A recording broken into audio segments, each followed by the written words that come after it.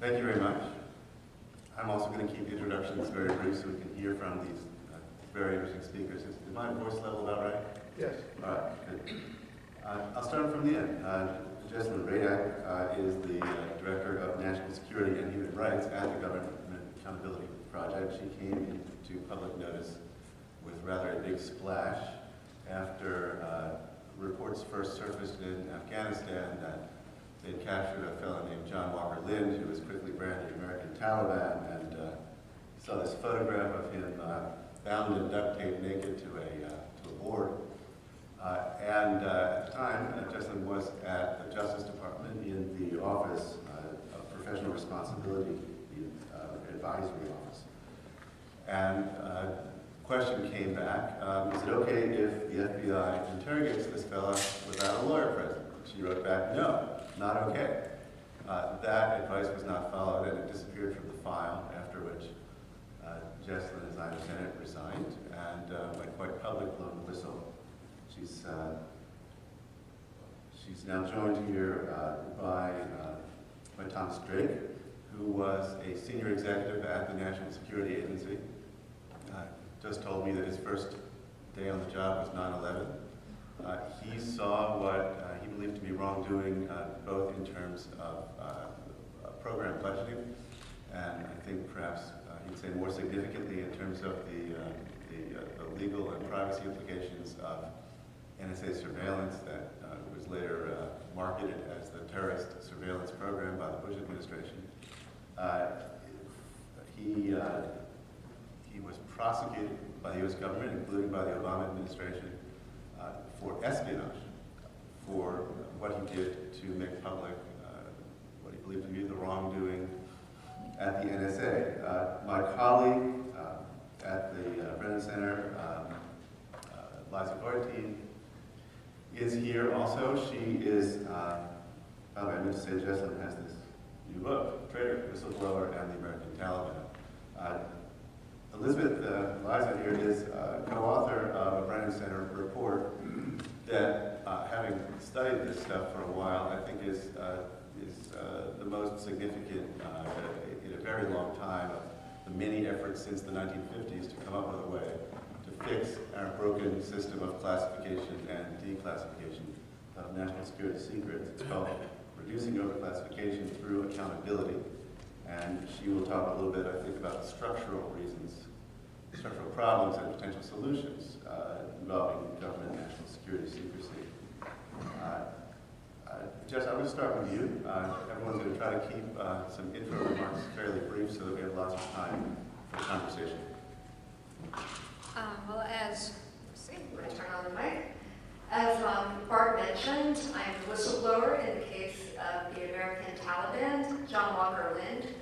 He was the first prisoner in the war with Afghanistan after 9/11. He was detainee 001. I had been an ethics advisor at that point at the Department of Justice.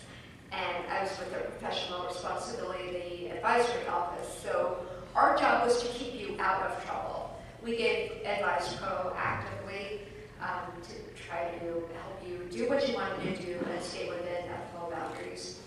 I had been contacted on December 7th of 2001, a couple months after 9/11, and asked about the propriety of the FBI interrogating John Walker Lindh, and I was told unambiguously that he had counsel. So, consistent with the advice we normally gave in such cases, under Rule 4.2, the anti-contact rule, I advised that they couldn't interrogate him without his attorney because it would be a pre-indictment custodial over interview.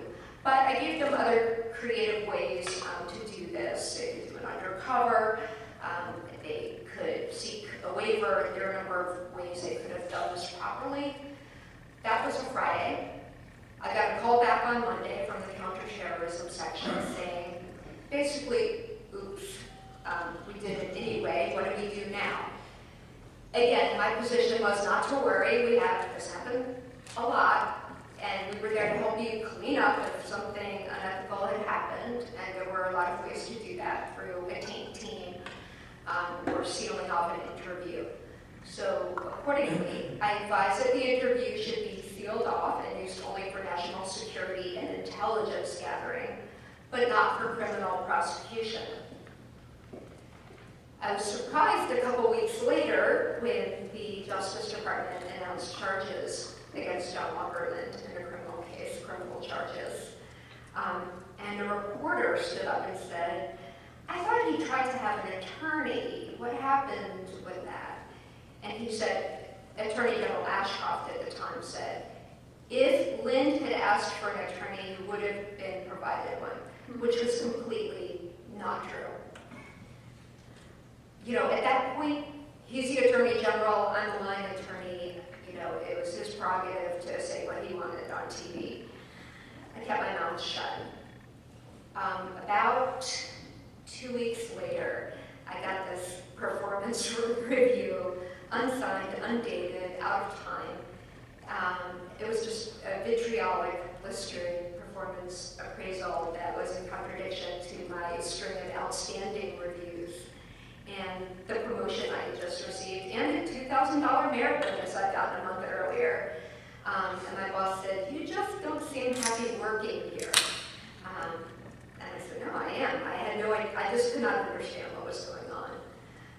Soon, a week later after that mysterious incident, Ashcroft announced the indictment against John Walker Lindh. And he said he was questioned by a reporter about whether he had been mistreated, because as you can see from the photo, it looks a lot like an earlier incarnation of the kind of images we saw emanating from Abu Ghraib. And Ashcroft said that his rights had been carefully, scrupulously guarded. Again, I knew that wasn't true, but I figured that it was his prerogative to take whatever position he wanted to as Attorney General. 2 and 2 didn't add up to 4 until March 7th. On that day, I got an email from the prosecutor in the John Walker Lindh case. And he said, "As you know, there's a discovery order for all Justice Department correspondence related to Lindh's interrogation. I have 2 of your emails, and I wanted to make sure I have everything." I was concerned because I had not heard of this discovery order, even though if you've ever worked at the Justice Department, you know discovery orders go far and wide.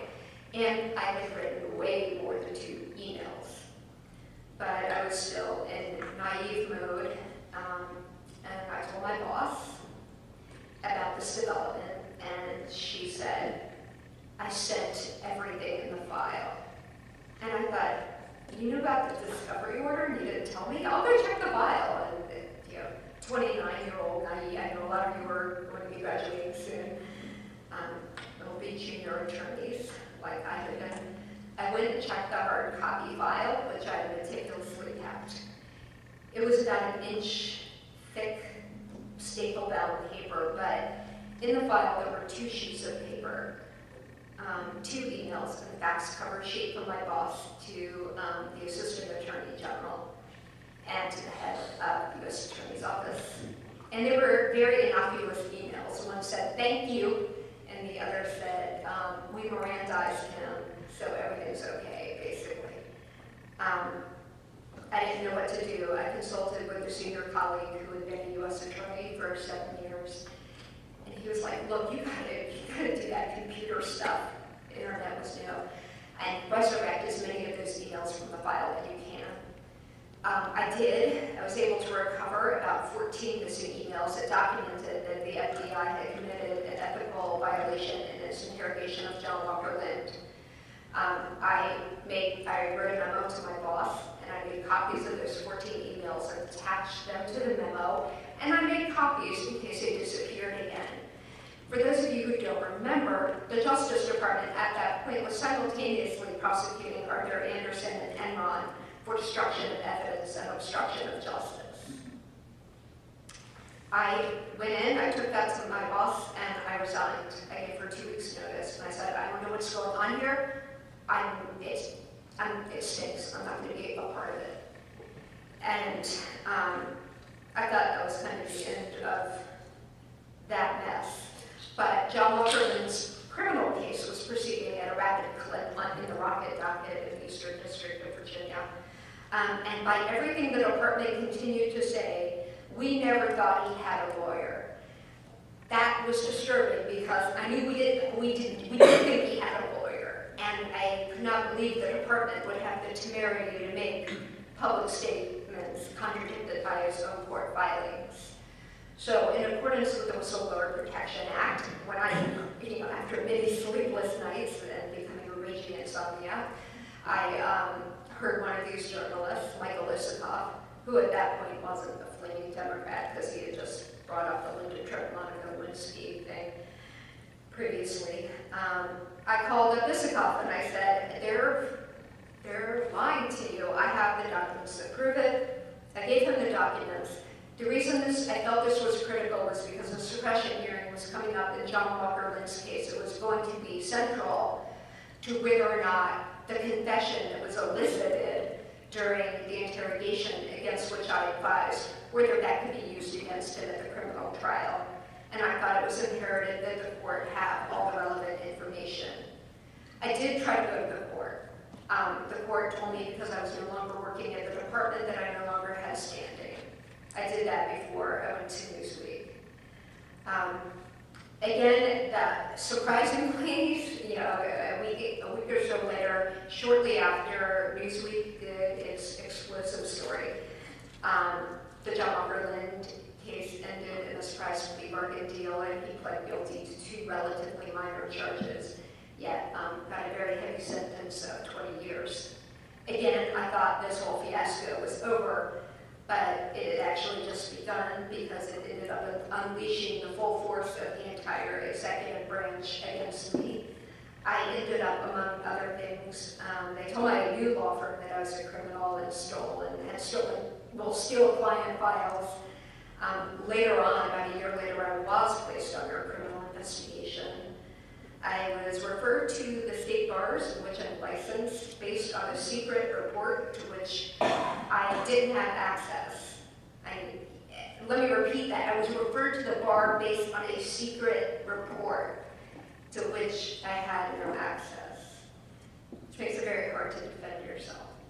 And then finally, the icing on the cake of the retaliatory mechanisms were, for me, being put on the no-fly list. It has occupied 10 years of my life trying to undo these things. The only part that still remains is that the DC bar referral is still pending 10 years later, even though that Maryland bar dismissed the charges back in 2005 as being without merit. But after that, I decided to dedicate my life to representing whistleblowers. So when whistleblowers come into my office at the Government Accountability Project and say, "You're never going to believe what happened to me," I can actually say, yeah, I will believe what happened to you. And for me, that ended up, I feel like all that experience was brought to bear full force in Thomas Drake's case. It was similar on so many levels. Basically, in hindsight now, from reading Jane Mayer's The Dark Side, Eric Lish-Rau's Bush's Law, Charlie Savage's Takeover. Luckily, journalists were the saving grace of my case in many ways, as well as congressional help from Ted Kennedy. But thanks to that, they were able to uncover what really happened, and that documents had been destroyed and not turned over. Yes, but maybe that would be a good transition point for your comment. Thank you.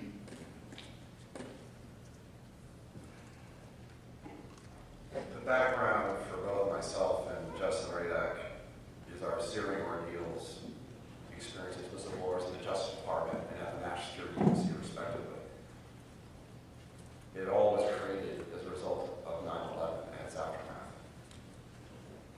9/11 created a perfect storm for unaccountable power, fear-mongering, the politics of personal destruction, now a state of permanent undeclared war where the battlefield is everywhere, national security, secrecy, and the outright assault on our civil liberties.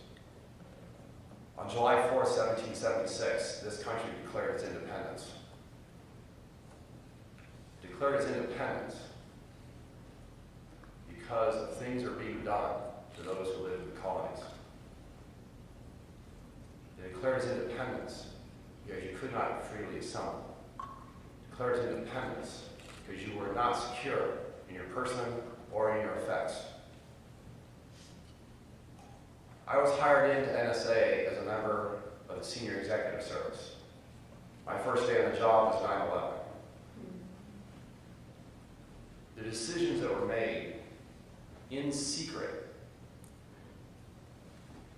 by the White House in league with the national security agency had enormous strategic consequences, both intended and unintended. Those strategic decisions that were made in the aftermath of 9/11 were ostensibly, as I heard it many, many times in executive session from General Hayden himself, we need to make Americans feel safe again. Not something I remember reading in the preamble of the Constitution or even in the Declaration of Independence. We're either a nation ruled by law or we end up being ruled by lawlessness. And so we do live in troubling times. I've taken the oath to support and defend the Constitution of the United States of America for all enemies, foreign and domestic, 4 times in my career. Twice in the military, both as an active duty enlisted aircrew member, flying on RC-135s, in electronic warfare missions during the latter part of the Cold War. Also as a reserve intelligence officer assigned to the National Military Joint Intelligence Center at the Pentagon, once at CIA, and the 4th time at the National Security Agency. I did not take an oath to the President.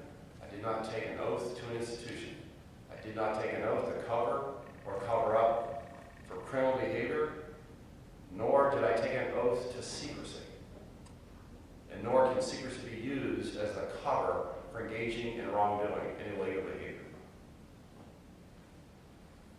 But based on my experience at NSA, especially what I've been through for the past 5 years, we are seeing the rise of the national security state on an enormous scale.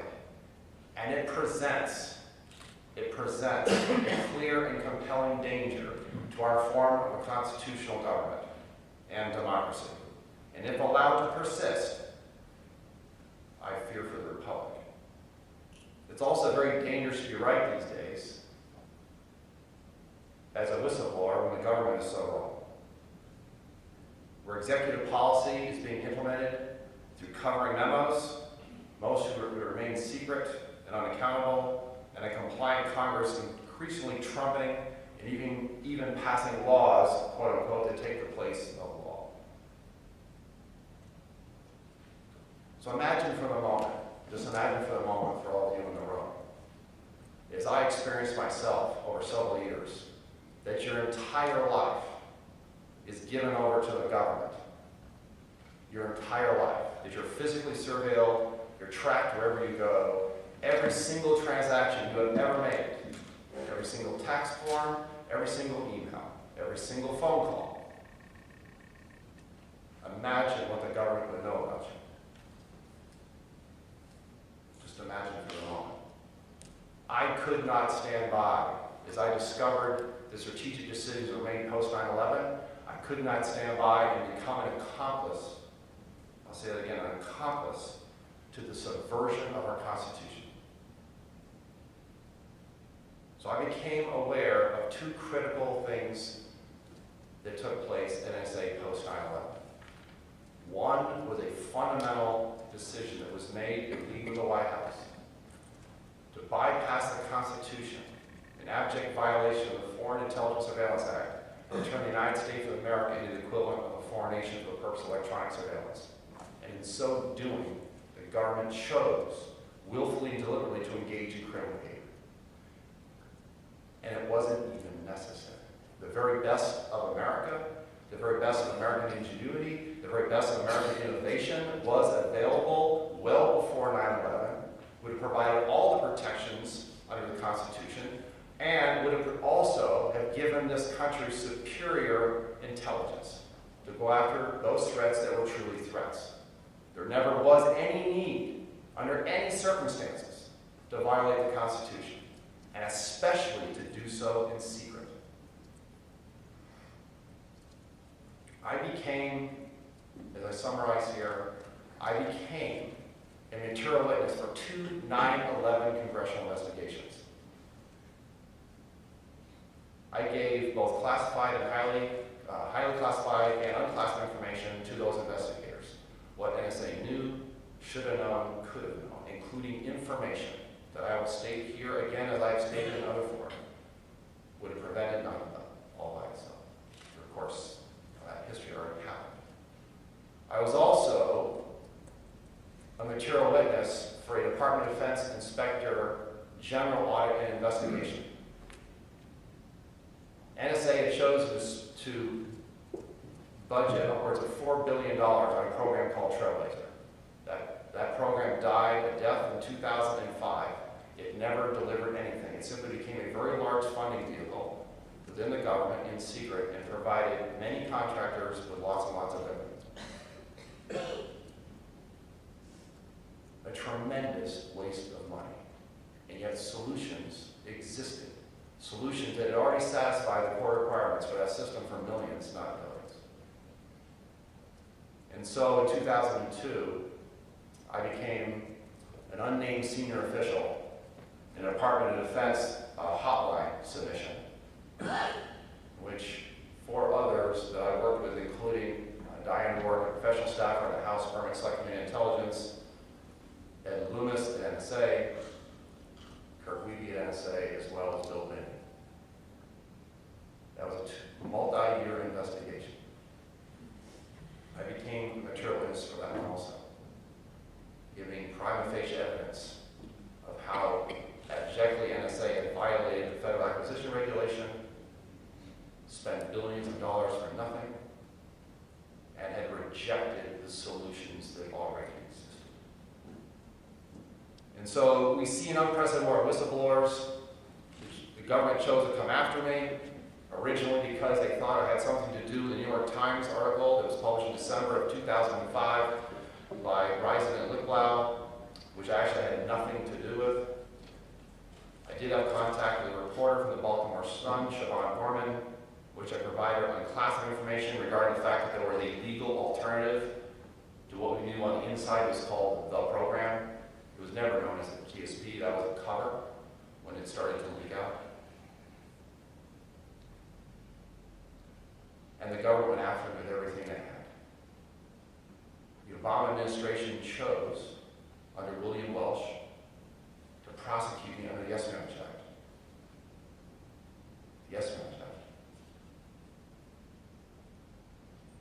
Fortunately, with both criminal defense attorneys and the Government Accountability Project, led by Jesselyn Radack in the Court of Public Opinion, I was able to prevent and beat back the government. And so, as I sit here right now, I will tell you that freedom is an extraordinarily precious thing. Freedom is who we are as Americans. And yet the pernicious reality is that what we're seeing today is an incredible assault on the fundamental rights of what it means to be an American. And how much this threatens a free and open press, when speaking truth to power is increasingly viewed as the equivalent of treason. With the government hiding behind the veil of national security and secrecy so it can protect itself from disclosures of illegalities, malfeasance, and wrongdoing. We live in troubling times. Thank you very much, John. Hi. I'm going to shift the discussion slightly and talk about the relationship between national security whistleblowing, which we've heard a lot about, and overclassification, by which I mean the classification of information that would pose little or no threat to national security if released. The amount of classified information and government secrecy in general is very much on the rise. And in a way, it's not surprising when you consider the dramatic expansion of the national security establishment after 9/11 and the fact that we've embarked on 2 lengthy wars. But surprising or not, the increase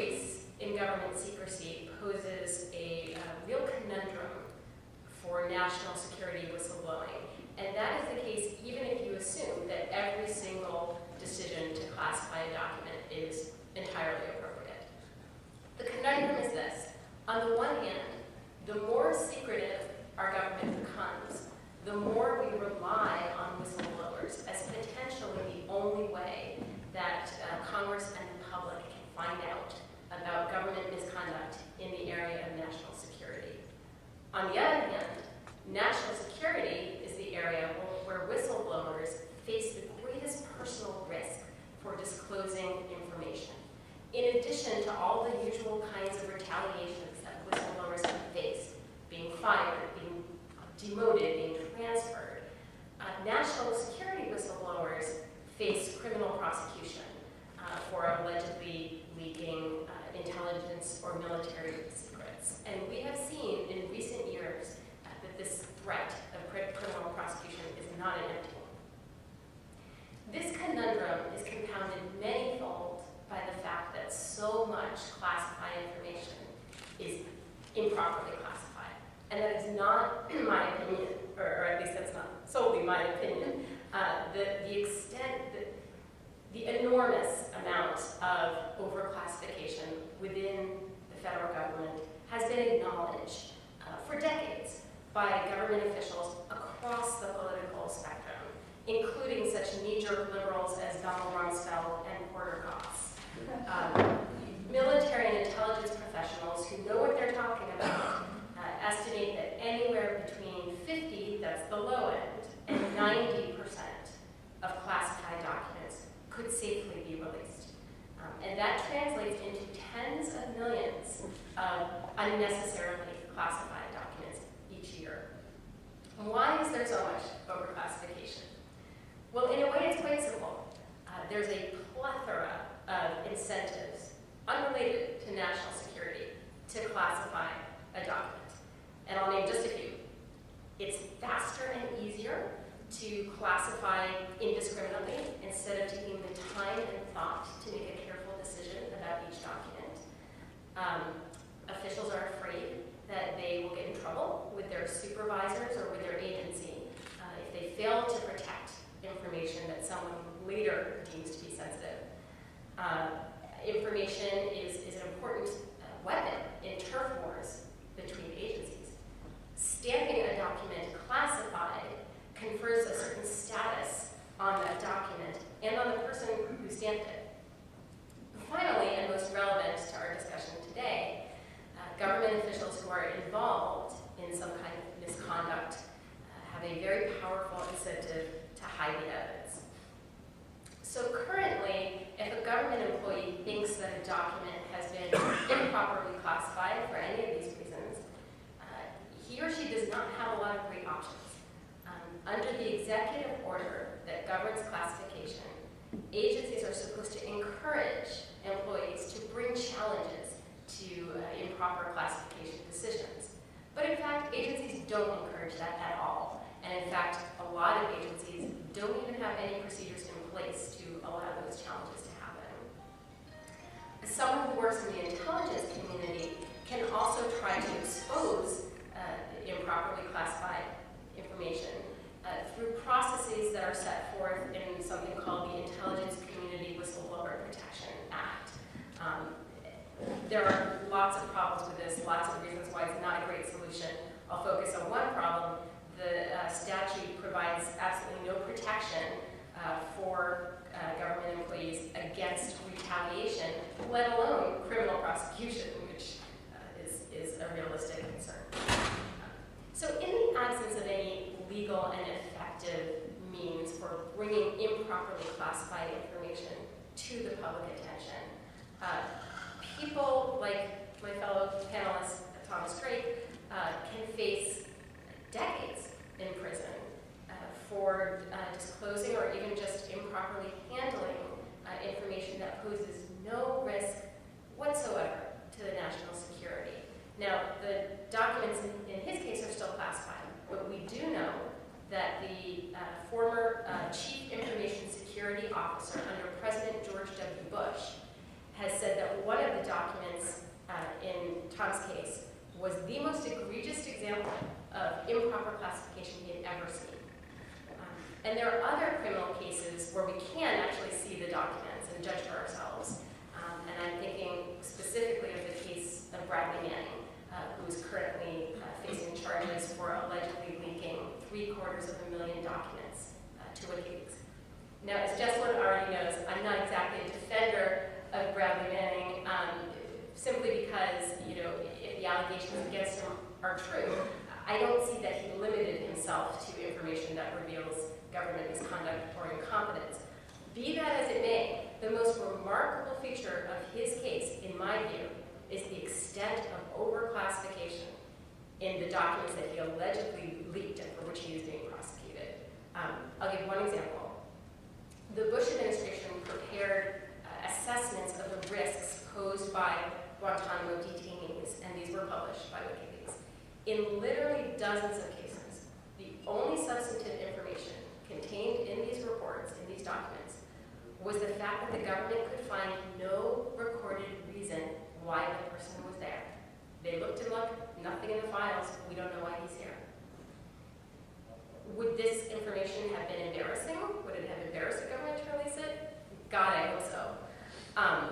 Would it have undermined the government's political argument that these people were the worst of the worst and so we needed to keep Guantanamo open? Yes.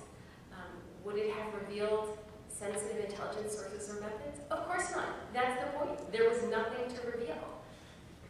So, we are definitely seeing the government acting very aggressively, especially under this administration, to go after people who disclose classified information regardless of whether that information is properly classified.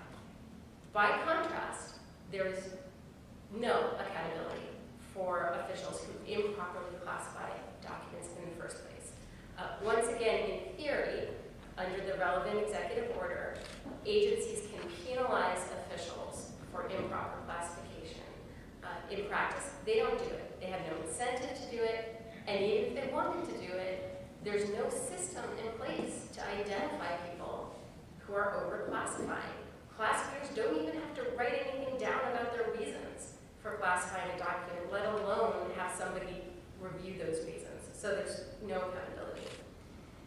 This tunnel focus on those who are revealing government secrets with no concern, seemingly, for those who are wrongly creating them, is profoundly misguided and I would say is dangerous. Improper classification of documents is every bit as much of a national security issue as unauthorized disclosure. Classification limits the distribution of information within the government, which can make it a lot harder to connect the dots, as they say, and to anticipate national security threats. Overclassification also erodes respect for the classification system, and you're much more likely to see leaks that are not in the public interest when people lose respect, when people just think that the classification designation is meaningless.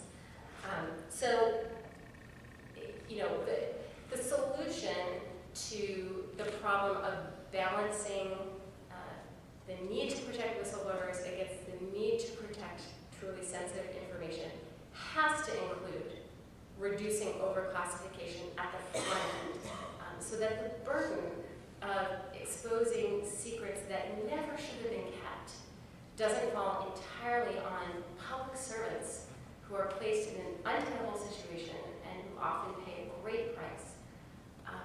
So at the Brennan Center, we have some ideas for reducing overclassification. I wasn't planning to get into any of the specifics since I felt that we wanted to have a more general conversation about whistleblowers and overclassification, but if anyone's interested during the question and answers, I can go into it more. Thank you very much. Just I would start off with something maybe a little bit small, but because we have so many lawyers and law professors and law students here. Your account describes, sort of a kind of legal misconduct, as you mentioned, potentially obstruction of justice and destruction of evidence. Has there ever been any investigation into that? And wouldn't there be a means of investigating that if you notify defense counsel and the judge would be kind of interested in the question whether the judge's order was obeyed? The case was referred to the Office of Inspector General at the Justice Department, who conducted apparently some sort of cursory investigation and told us that, quote, we looked into it and feel no reason to go forward, which was strange because they didn't bother to interview me, and I was a complainant. Meanwhile, my contemporary law school, John Yu, who authored the torture memos, has never been referred to the bar, never been meaningfully investigated by the Department of Justice. Actually, he was, and they found that he had screwed up, but then that was overridden by David Margolis, a single official, who had actually been good buddies with my former boss, Claudia Flynn. Weren't there court sanctions available, though, for destruction of evidence? If that could be... I think by the time it settled so rapidly that at that point, I don't think Judge Ellis, who I've only gotten to know very recently on a personal level, I don't think he was interested in going there or looking at that kind of misconduct.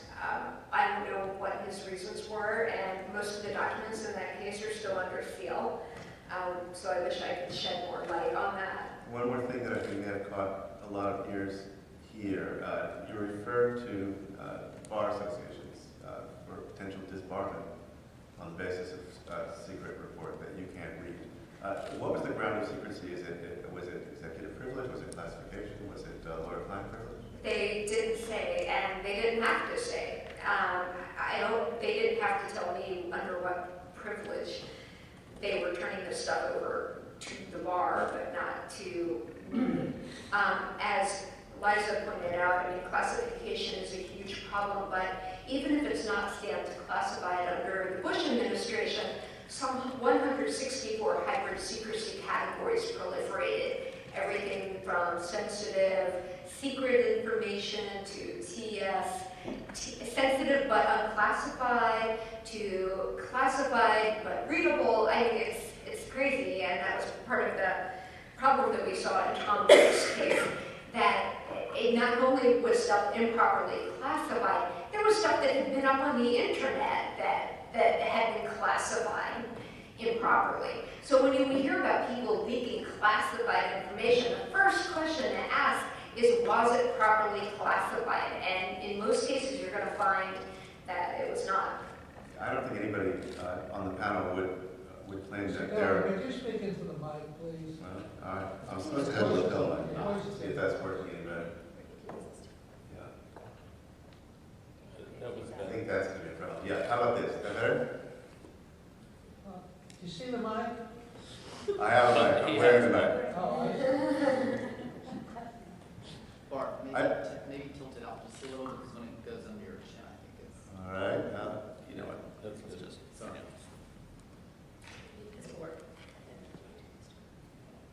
I don't think anyone here would argue that there's no government information that is properly classified or that needs to be secret to protect security. But I'll just mention that over 20-some years where I focus mainly in my own reporting on national security, I've heard the same joke at least 10 times from people who work in the classified world. That you know what the very highest level of classification is? It's top secret / embarrassing. I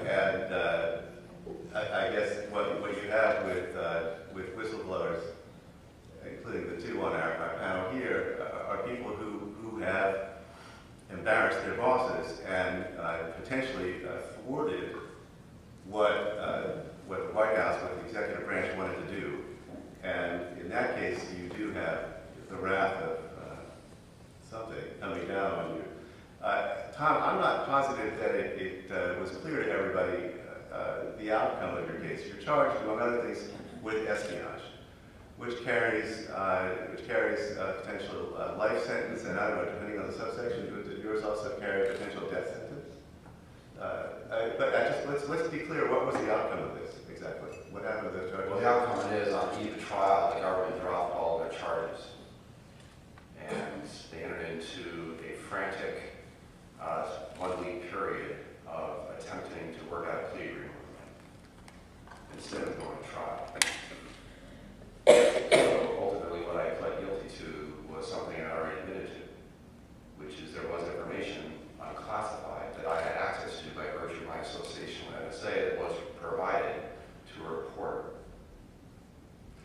charges that I faced were extraordinarily egregious.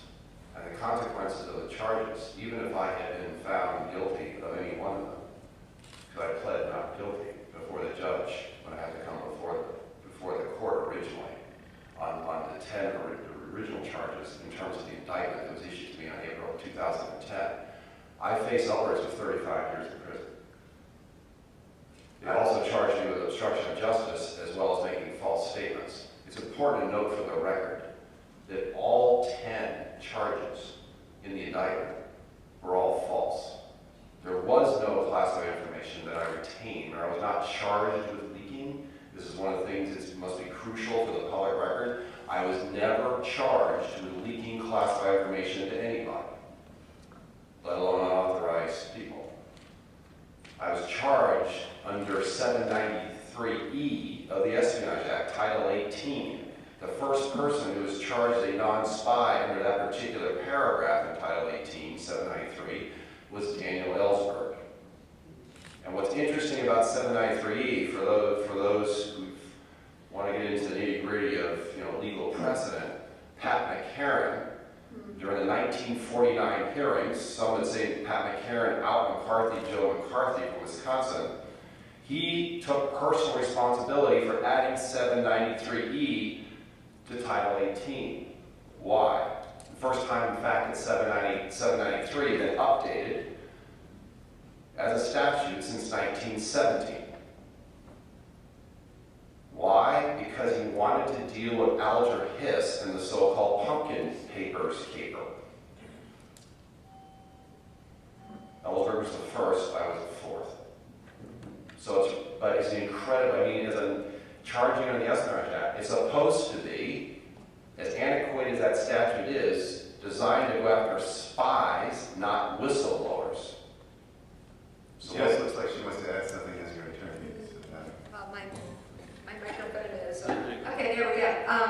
And Tom is not anomalous. He happens to, I mean, as bad as what I went through under Bush was, it was nothing compared to what Obama's done. And I voted for Obama, I campaigned for him and contributed to him. I'm not anti-Obama per se. But there are now 6 Espionage Act prosecutions against people who are not spies, against people who are accused of somehow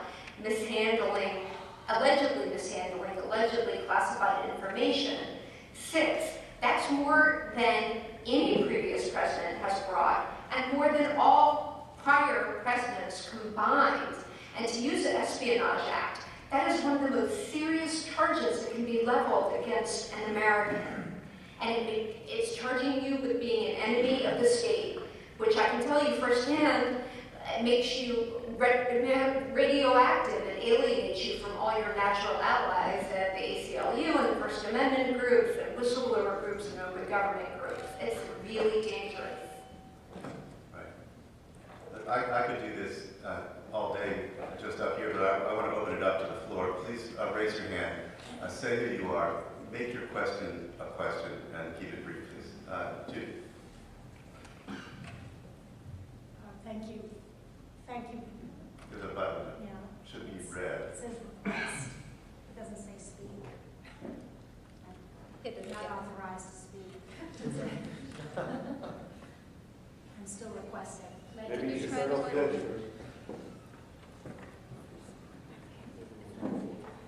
Yeah. Liza, try turning that one off. Okay, go ahead. Sorry. I think one of the obvious questions, and I'm really curious, I have no idea, how do you explain this? I mean, how do you explain what's happened under the Obama administration? Because it's very easy now to look back and say, oh, that terrible Bush administration, but what do you think is really going on, and have they ever given an official explanation of what's really going on? Yeah. Just to identify yourself for the record. I'm Judy Miller, and I'm a journalist who spent a little time in jail for protecting a source. And go ahead and turn off that mic, sorry. I'll ask you to answer that. I'll just make one amendment to the question. Most or all of of the cases of misconduct that are alleged by the whistleblowers, which are now being prosecuted, took place prior to the Obama administration, which does sort of add to the mystery, right? 2 of those, or 3 of those, yes, about half of them. In answer to Judy's question, I think, Bush had put in place a secrecy regime.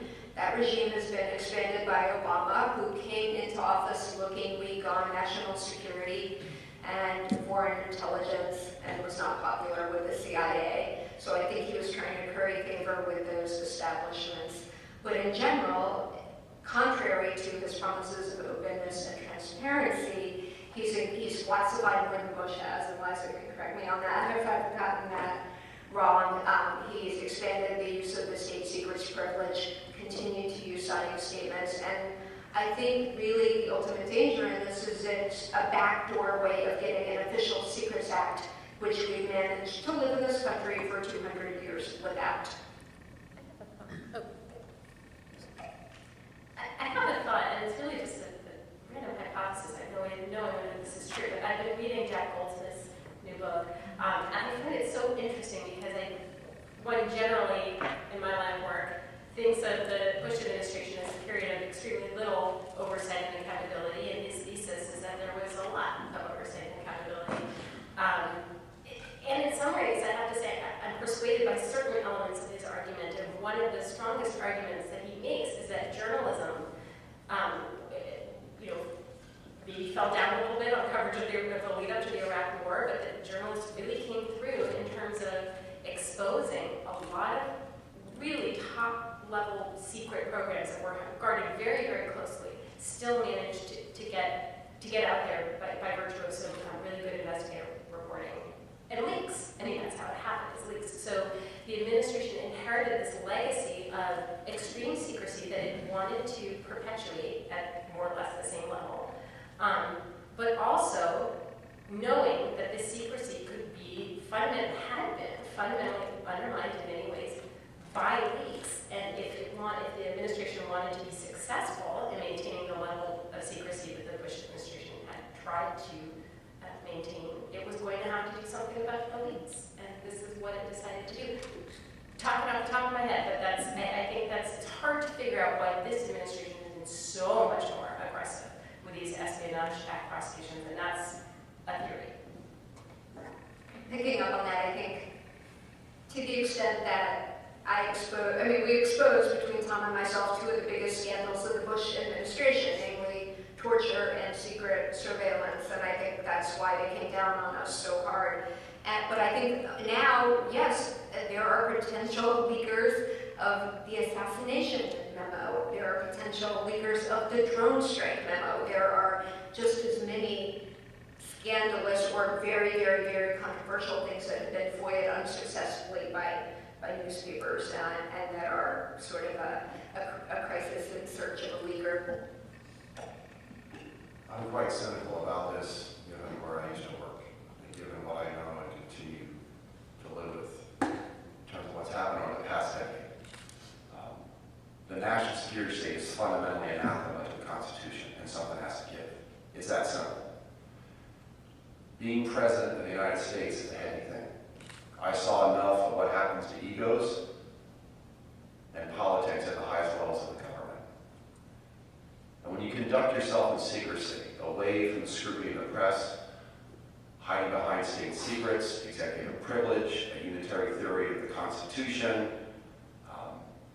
imperial presidency, what we have now makes the Nixon era and administration frankly look like pikers.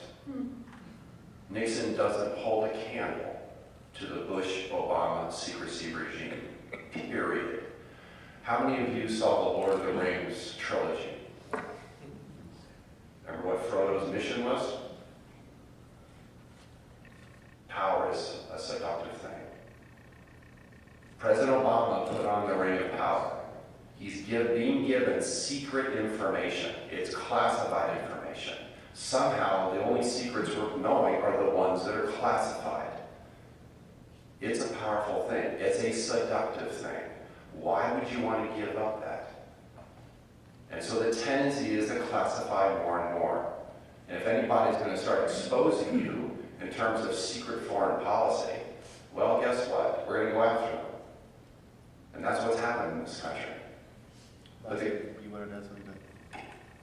Just quickly, I don't want to lose sight of the fact that there are legitimate secrets that are protected by classification. And I do think that that this is not just that the administration is concerned that it's going to look silly or bad or be embarrassed or that illegal conduct is going to be revealed. I think it's quite concerned that some very important secrets that the baby will get thrown out with the bathwater. That when somebody downloads 750,000 documents and sends it out there, that some of the crown jewels will be in there. I think that is a fear. I think it's a realistic fear. I think the correct response to that fear is not to turn your biggest and most powerful weapon on people who are trying to do a public service. I think you would get a lot further by just working on the problem of overclassification so that the crown jewels are easy to identify. Everybody knows what there are. There aren't that many of them, and we don't have to worry so much about people losing respect and moving. Sir, did I say this? I'm Bert Wides. I'm This is work. Does that work? Yes. Private attorney. I was special counsel to President Carter for oversight of all U.S. intelligence operations. And I also worked on the nuclear weapons staff of Secretary McNamara. I've had most of the highest intelligence and military classifications, clearances. And the 2 points I want to make. One, I've seen very, very little of the most sensitive information. There are exceptions that could not be summarized or translated in a way that the gist could be made available without reaching the real essence of the need for secrecy in terms of the cliche that democracy is dependent on an informed public. And in that regard, I wanted to ask what to me is a very fundamental question about what is a national security need to keep something secret, or put differently, whether it's more in the national interest to have it public. For example, in the case of WikiLeaks, there may be things, as Liza said, that are not corrupt, they're not illegal, and they're, quote, secret policies of the government, and therefore we sort of assume that the government understandably would want to keep them secret and classified. But if the U.S. is about to do something, let's say, hypothetically, that Obama had reached an agreement with Netanyahu that the Israelis would not attack Iran until after the election, and then return, we would provide them with more equipment of the kind they need to do that attack. Would it be in the national interest for that secret information, which would be highly classified on paper, if it was even memoed, for the public to know that in terms of debate and the elections, or would it be a national security secret, which obviously should remain classified? And I wonder if Liza or anyone else could comment on that. I think we need to rethink the semantics of that's a national secret, or it's in the national interest for it to remain classified. I'll just say one thing on this. I'm teaching a course on secrecy and national security right now at Princeton at the Woodrow Wilson School, and this is something we think about a lot.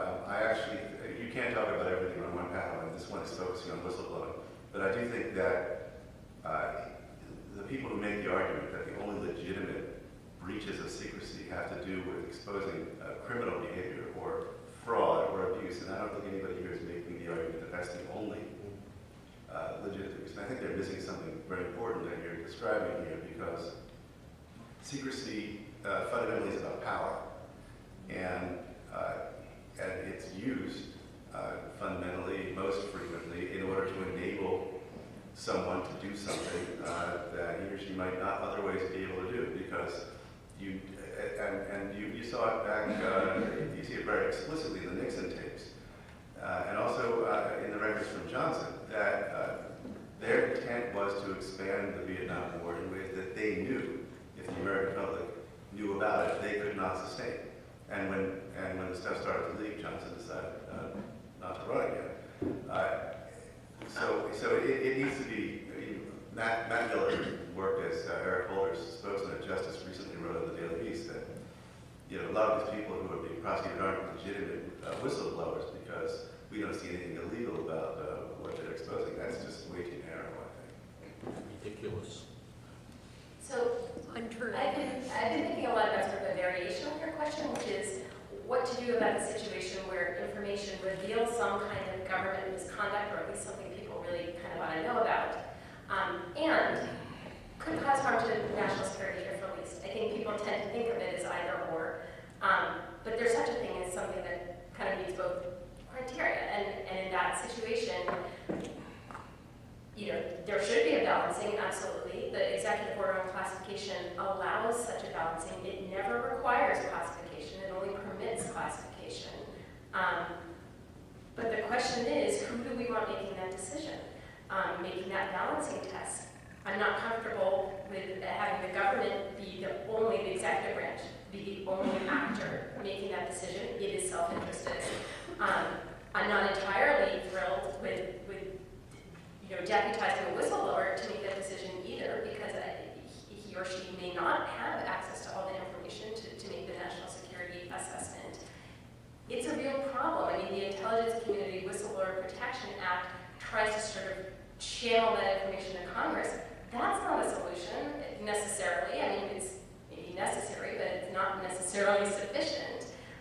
Congress, these are elected representatives. They care about what their donors and their constituents care about. If their donors and constituents are in the dark about something and they're not making phone calls or sending angry emails, the representative may think it's more in their interest to be part of the cover-up than the solution. So I would, at a minimum, in my view, at a minimum, it should be a defense against a criminal prosecution under the Espionage Act. I think it should also be a defense to any retaliatory action. That the whistleblower, that the national security ramifications did not clearly outweigh the public interest. That's maybe a starting point. But when you try to sort of figure out exactly who can make that decision in what context, it's a very complicated question. Sir. The chief prosecutor in my case alleged in public testimony before the court and for the public record that I actually endangered the lives of soldiers. That's the government speaking on the record. The secrecy needs of the national security state are increasingly outweighing the legitimate needs of an informed citizenry and a democracy. Something has to give. Please turn on the mic. My name is Sheldon Nelson. I'm an attorney, and I'm a former assistant U.S. attorney here in New York. You need to press the button. Let's push the button. Then I'll get lost. Yeah. I was one of complaining. My name is Sheldon Nelson. I'm an attorney, and I'm a former assistant U.S. attorney in the Southern District of New York, which is here in Manhattan. And Lynn's lawyer, Jim Brosnahan, is an old friend, and I've talked to him about what happened in that case. And he said that when he learned that Judge Ellis was going to admit that confession, now the confession goes beyond not having a lawyer. The guy is naked. He's sitting there with untreated wounds. You talk about a coerced confession. This is like what the Southern sheriffs used to do years ago, long before Miranda ever reared its head. This is an involuntary confession. And Jim said that he found out that Judge Ellis was going to admit evidence, no matter what he did. And that's the plea bargain, because Ellis, with the Fourth Circuit looking over his shoulder, could have sent Lynn away for even longer than 20 years.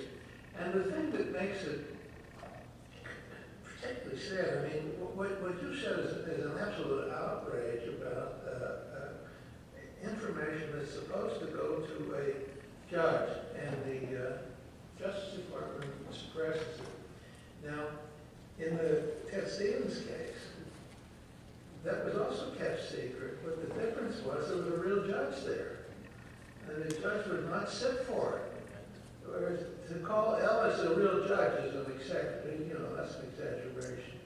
And he's the one who pushed Lynn into this, and he did nothing about it. And the story you tell is a very compelling one.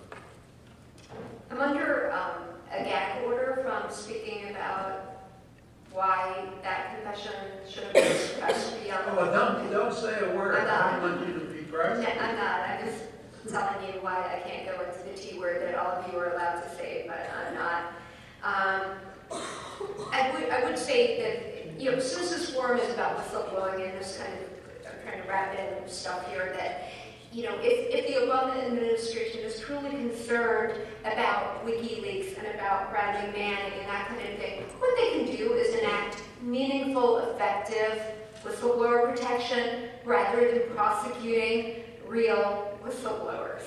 And we haven't seen a move to do that. I mean, yes, there's been support for the Whistleblower Protection Enhancement Act, but that went nowhere last Congress. It hasn't gone anywhere for the last 12 years. And I think we all agree that sources and methods, troop movements, nuclear designs, etc., should be kept secret. And that's a straw man when people are like, you want everything to be open. But there is whistleblower protection under Dodd-Frank, and that's in commercial crimes, not in the kind of thing. Right. The problem is with the Whistleblower Protection Act, national security and intelligence whistleblowers have no protection. The people we most need, arguably, to blow the whistle, have zero protection.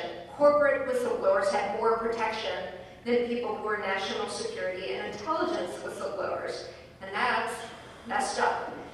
In terms of Ted Stevens, in response to your comment about the egregious misconduct in that case, one of the 4 prosecutors in that is William Welch, who prosecuted Tom Drake and has been handed the high-profile portfolio of leak cases. Now, why Lanny Brewer decided that Welch, should be practicing law at all, much less handling these very sensitive cases, is beyond me, but that's another thing that should be examined. It's an incredible... sir, could you turn off the mic? The red. Oh, sorry. It's an incredible double standard. You made reference to the civil side and the corporate side. There was a recent $500 million penalty that SEIC has to pay for absolute abject fraud committed against the city of New York.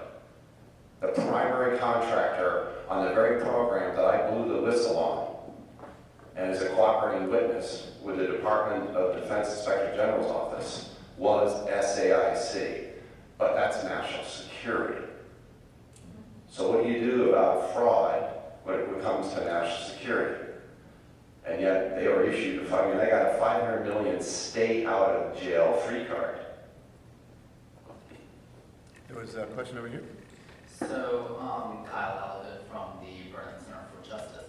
So, one of the questions that remains and that I often ask at sort of events like this for the panelists, all of different experiences, is how and who draws the line for what is necessarily a secret and what should not be classified or what should have the whistle blown on. And I think, Jesselyn, you actually very well described sort of a threshold or breaking point in your case. But it's one of the things I like to tease out is there a line and who draws it and who should that burden be on?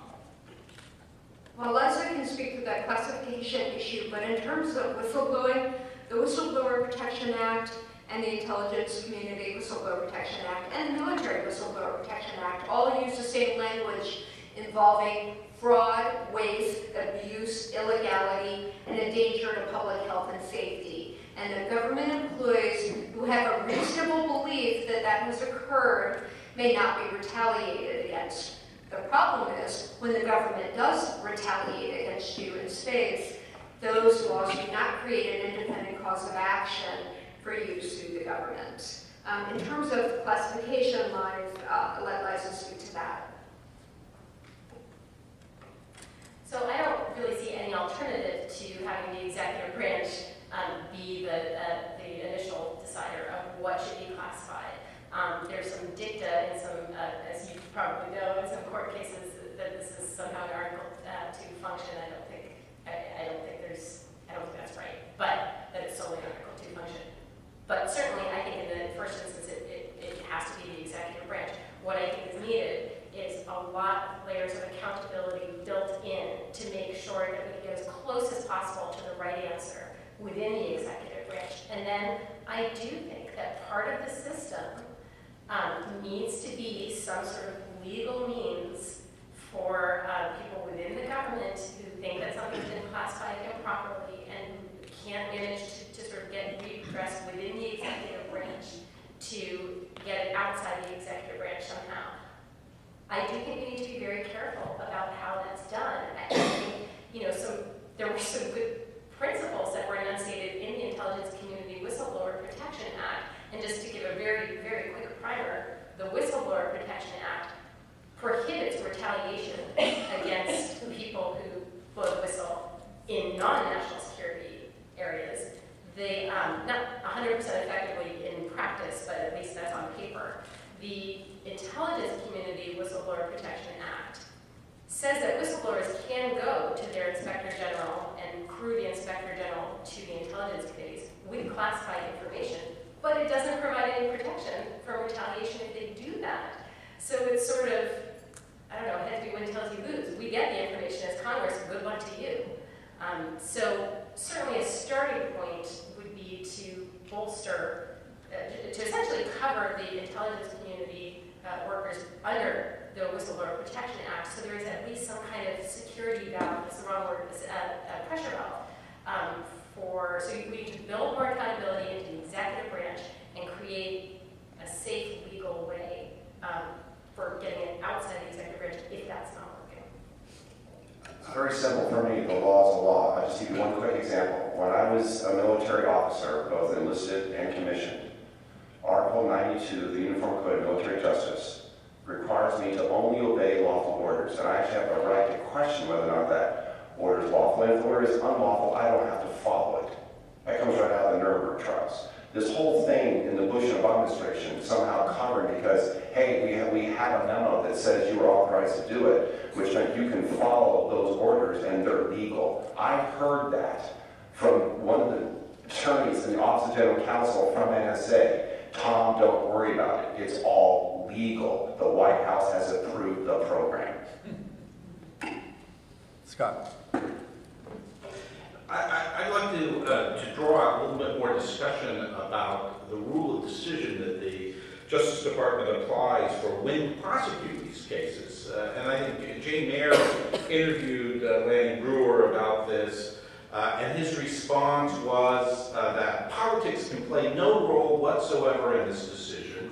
You cannot expect that if you disclose national secrets, you will be able to avoid prosecution. So he's presenting it as like an absolute mandate. And yet, when we look back at prominent cases over the last 6 years, there are clearly many cases where there have been no prosecutions, where there was clearly disclosure. Pete Hoekstra, for instance, a ranking member of the House Intelligence Community, Alberto Gonzalez, Dick Shelby, who was the chair of the Senate Intelligence Community, who we know disclosed highly classified information to a client, so his client could use this for commercial purposes.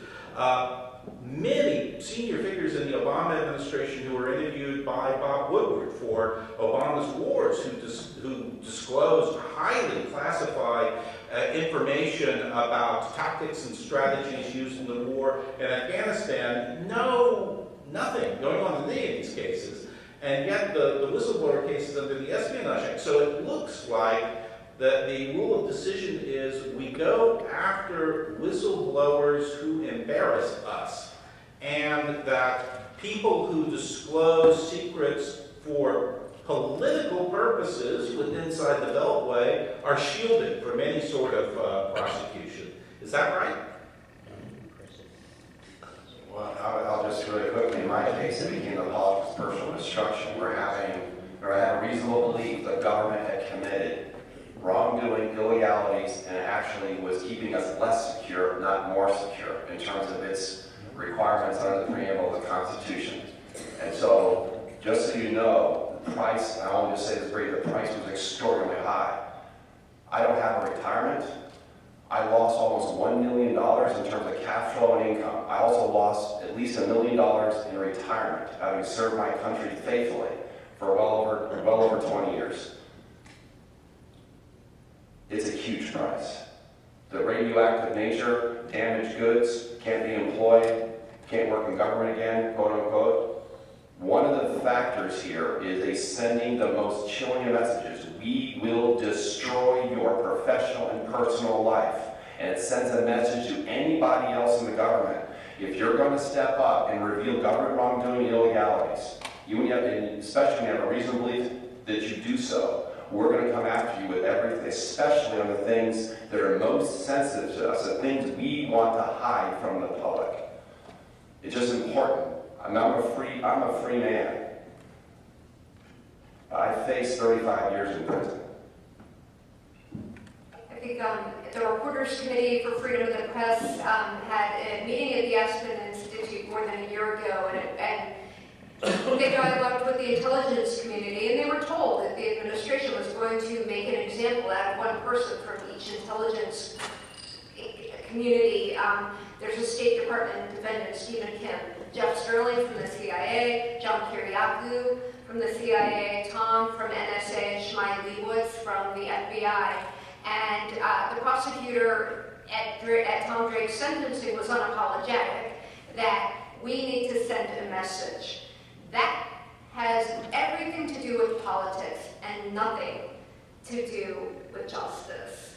In terms of Washington, it leaks like a sieve. You can read about the details of how we went in and captured Osama bin Laden on the front page of the New York Times, and it's coming to a theater near you in cooperation with the Obama administration. So there's this authorized leaks, which is an oxymoron of sorts, and then the unauthorized leaks, which actually make them really mad. But if you could just fill in on that, when you say authorized leaks, what do you mean? Who authorized it? Was there a declassification? No, not at all. It's someone in the government. It's just that the government approved, that Yes. a senior person in the government approves of that leak. Exactly.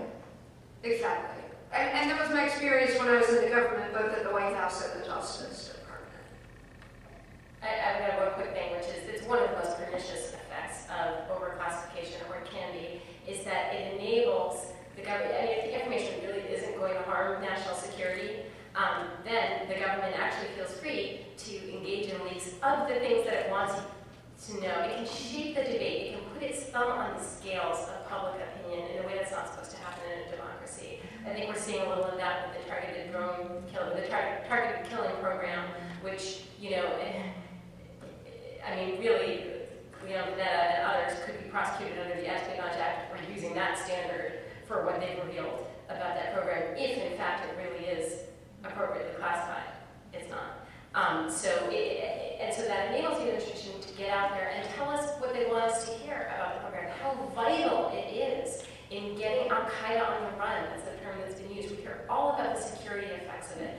What we don't get to find out is the extent of civilian casualties, the legal alternatives, the legal memorandum that tells us, whether or not this is a reasonable interpretation of the law. So it's a real problem. I think if something is appropriately classified, then government officials aren't going to engage in authorized leaks because they don't want to hurt the national security. It's overclassification that leads to this selective release of information to influence the public debate. We're going to have to end it there. I'm told that there will be video of this posted on the web, perhaps NYU or Brennan Center.org, or if you have access, you can get it by direct downloading from the NSA, in fact, immediately. Please join me in thanking our panel. Thank you.